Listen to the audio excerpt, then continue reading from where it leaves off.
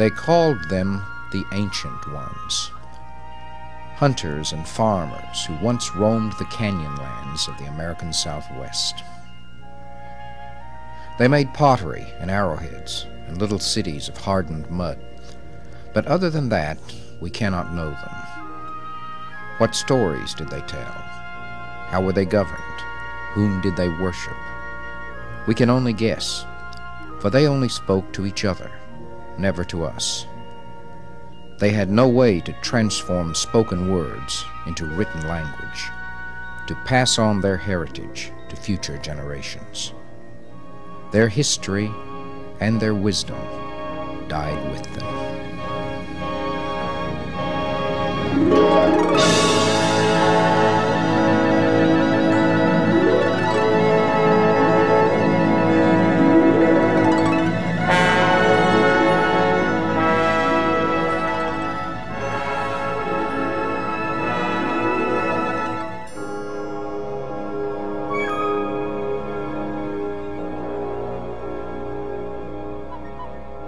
The story of civilization is very much the story of communications. Of course, all animals communicate with one another through body language, sounds, scents, or movement. But when men and women first discovered spoken language, it was an extraordinary moment, one that placed humans apart from all other living things. Only trouble is, we don't know when this great moment took place, or where.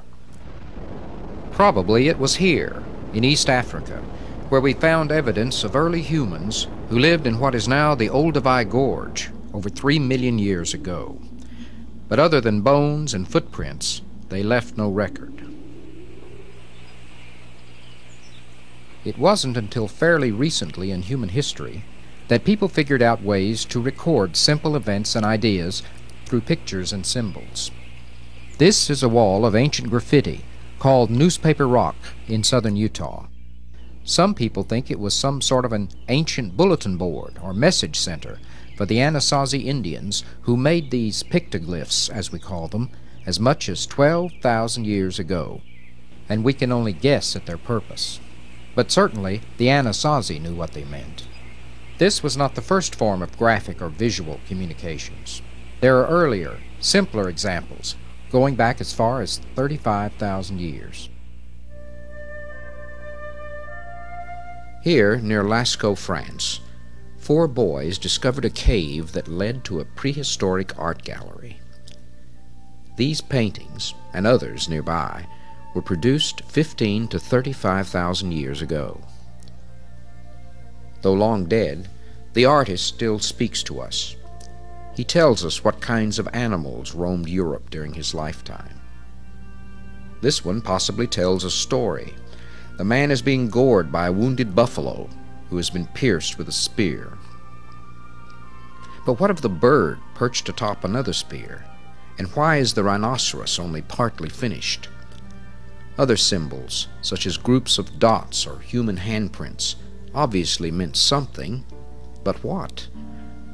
These prehistoric Picassos had a long way to go to communicate graphically, but it was a start. The paintings, by the way, no longer look the way they do in these old films made a half-century ago. Visiting tourists ruined just by breathing on them what had survived for 50 centuries or more. But no matter.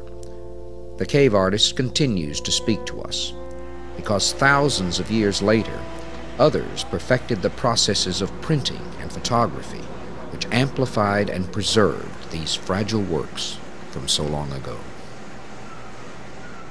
A lot had to happen, though, between the time when the first cave artists started to paint and Johann Gutenberg began to print. I mean, you can say one picture's worth 1,000 words, but what if you wanted to express an idea or a short story or a poem? Then what was needed was a way to convey words and sentences. Well, that was invented here, between the Tigris and Euphrates rivers in what is now Iraq. Then it was called Mesopotamia. The history books refer to it as the cradle of civilization, and certainly it was no coincidence that civilization was born at the same time people learned how to write. Here at the University of Pennsylvania's University Museum are kept some of the few surviving artworks from that faraway time nearly 5,000 years ago when civilization got its jump start. They were uncovered in an archaeological dig sponsored by the university and the British Museum in the 1920s. The scientists discovered a royal cemetery where the kings and queens of ancient Sumer were buried. They were called the Death Pits, and for a very good reason. At the royal funeral, herds of cattle, horses, soldiers, wives, and servants followed the ruler's body into the pit. There they were either killed or took poison, probably voluntarily, to follow the monarch in death. Buried for 50 centuries, the pits finally gave up their terrible secret. They also revealed a civilization of great creativity and exquisite craftsmanship.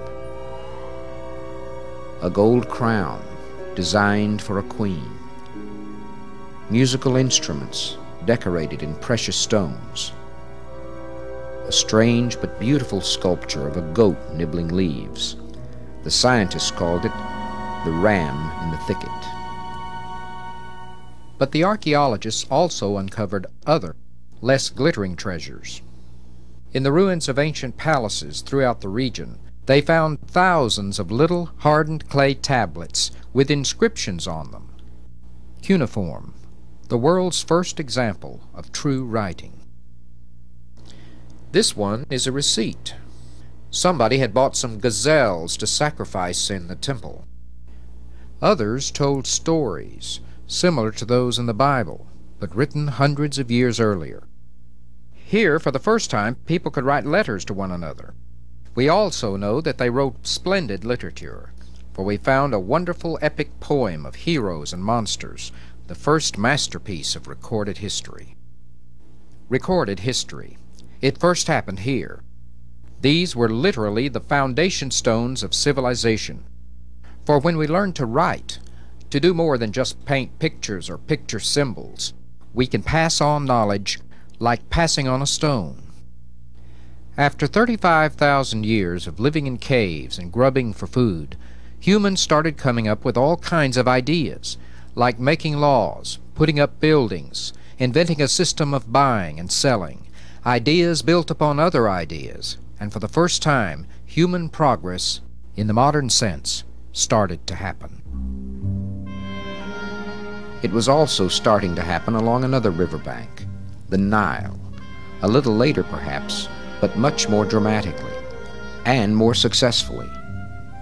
Egypt was more than just a civilization. She was the first great empire. Today, the remnants of her grandeur lie crumbling in the desert sands, but her gifts to us survive through agriculture, engineering, the clock, the calendar, and great art.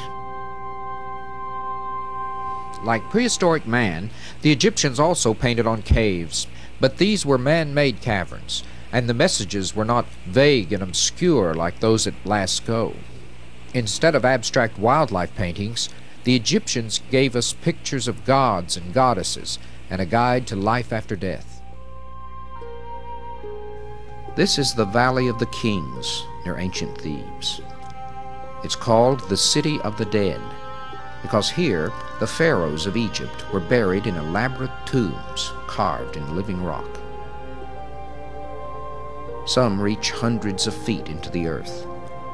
They were originally sealed with rubble, but that didn't stop the tomb robbers from stripping them bare. Miraculously, most of the royal mummies were rescued in ancient times by the priests and rest today in the Cairo Museum. But little else remains. Only one tomb, that of the boy king Tutankhamun, eluded the thieves. Yet there still is treasure in these ancient chambers and passageways. The walls and ceilings are alive with images and colors over 3,000 years old. They continue to speak to us of a long-ago world. Since the pharaohs were considered gods, their tombs contain only pictures of fellow gods. But here, on the walls of other tombs, those of the landowners, priests, and state officials, are charming scenes of court dances, crocodile hunts, fishing expeditions, feasts, and farming. They tell us more about this lost civilization than anything we find in the elaborate tomb chambers of the kings. But the Egyptians also gave us thoughts as well as images. The Egyptians, you see, developed their own system of writing called hieroglyphics. Here at the great temple of Karnak, they worshipped the sun god and inscribed all over these walls in hieroglyphs proclamations glorifying the pharaoh and the god. They were quite an improvement over cave paintings or pictoglyphs, or even the cuneiform from Mesopotamia. Some fragments of Egyptian poetry and prose have survived, but most weren't written on stone. They were written on paper, the world's first. Here along the banks of the Nile grew a plant called papyrus. For years we thought it was extinct, but it was rediscovered some time ago, and this ancient form of paper-making has been revived. Strips of the plant were pounded and laid crosswise, then pressed together as paper, the same principle we use today, though the fibers are much smaller. The downside is that it's pretty brittle stuff. The material eventually rotted or crumbled into dust. Very little remains. Did Egypt have a Shakespeare? We don't know. What little has come down to us indicates that these people were wonderful composers of words and stories.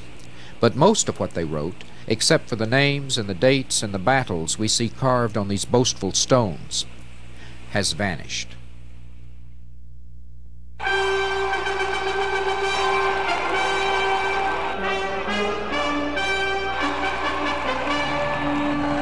After 2,000 years of empire, Egypt finally fell, and Rome took her place at the center of the world stage. The Romans have had a bad press.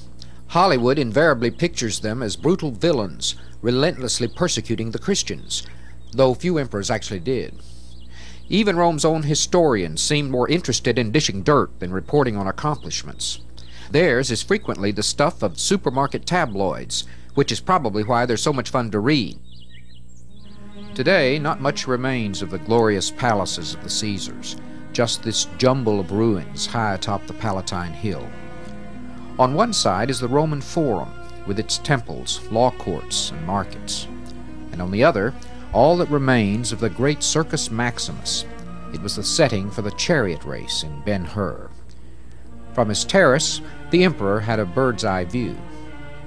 Or, if he liked, he might stage his own private circus, here in this little stadium, built right into the palace grounds. Here were horse races, animal shows, and fights to the death by gladiators. But the Romans were interested in more than just sports and games. Somewhere within these ruined palaces were the emperor's private libraries. The Romans, you see, knew that knowledge was power, and knowledge came from books. Even without printers, the books were cheap and numerous, at least during the Empire period. Lots of people who knew how to write were willing to copy a book in exchange for food. So popular was the book trade that some bestsellers were released in editions of 100,000 copies, and each one had to be written out by hand. Yet the cost of a book in ancient times was little more than a printed one today. And it wasn't just the emperors who had them. Many people had libraries in their homes, and for those who couldn't afford their own books, there were the public libraries. This is all that's left of the great public baths of the Emperor Caracalla. It was an immense pleasure palace, one of the few accomplishments of an otherwise tyrant who ended up being assassinated by his own troops. These Roman baths were about more than just keeping clean. They were like public social clubs, Rome's answer to the YMCA or the YWCA, since women were admitted in the mornings, men in the afternoons. They were history's largest health clubs, with exercise rooms and workout areas, even a shopping mall. Imagine these walls covered in marble, with expensive tapestries, paintings, and mosaics. You can still see some of them here on the floor of what used to be a swimming pool. The Romans believed it was as important to exercise the mind as the body. And so, after a dip in the pool, many a Roman would stroll across the garden into one of the great libraries that were an integral part of these structures. This is what remains of Caracalla's Latin library. Here the citizen could relax with a book of poetry or a good comedy. He might do some research or study philosophy. You could even check out a book and take it home. The emperors may have been corrupt, but the people were well educated and had a thirst for knowledge. And this was the secret of Rome's endurance. She was the world's most powerful nation for almost 800 years. It ended, finally, after a slow death lasting 2 centuries. At last, in 410, the eternal city fell to barbarian invaders. The great baths were stripped of their treasures. The statues were melted down. Public buildings were destroyed. And the libraries and their books were burned. This great body of knowledge, accumulated over 1,000 years of Greek and Roman civilization, was lost. The Dark Ages had begun.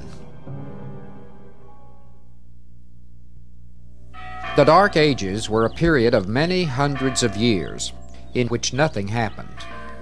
Well, of course, some things happened. People were born, they got married, they farmed the land, and they died. But except for the slow rise to power of the medieval church, nothing really significant occurred. No important scientific discoveries, no medical breakthroughs or inventions, no great ideas in government or laws that bettered the human condition. And this went on for almost 1,000 years. And there was one simple reason for it. People were ignorant.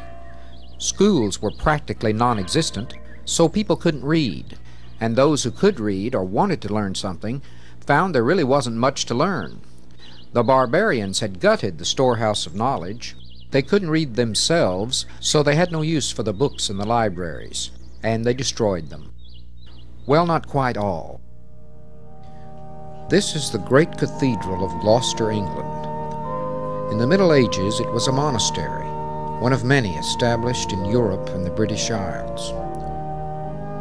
Here in these cloisters, many of the surviving writings of Greece and Rome were collected and copied over and over again by monks who labored in little writing rooms called scriptoriums. Theirs was a precious treasure. The church knew it, and so did the rich and powerful rulers of the day, the kings and nobles who came to the monastery seeking knowledge and counsel from these humble churchmen. You see, they knew the secret that Rome had learned so well, that those who have knowledge have power and influence, privilege and wealth. And so these people became more powerful, and the church did too, for the church held the keys to knowledge, locked away in these dusty writing rooms. They still survive here at Gloucester, these little cubbyholes, these cubicles, where the monks sat patiently copying. We owe much to those who toiled here, and other ancient scribes before them, who formed a chain down through the ages. For a long time, the rulers kept the storehouse of knowledge to themselves, but gradually people started wanting to learn again. They came here, to the monastery, and the monks did not turn them away. Instead, little schools sprang up within these walls, schools that later became public universities. A new interest in art, history, and science arose. It was what we today call the Renaissance, the rebirth of learning. But now, with the new thirst for knowledge, there weren't enough monks to keep up with demand. Professional manuscript writing became an industry. Today, many of these works are considered masterpieces, with elaborate decorations in jeweled colors of reds, blues, and liquid gold. But then suddenly, in the midst of the Renaissance, something happened that spelled doom insofar as the manuscript industry was concerned. More than that, it turned the world on its ear and propelled this rebirth of learning throughout Europe and beyond. The invention of printing.